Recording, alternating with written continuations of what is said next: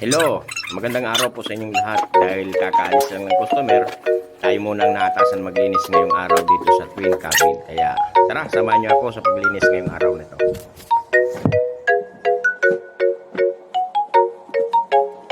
Alam nyo, dati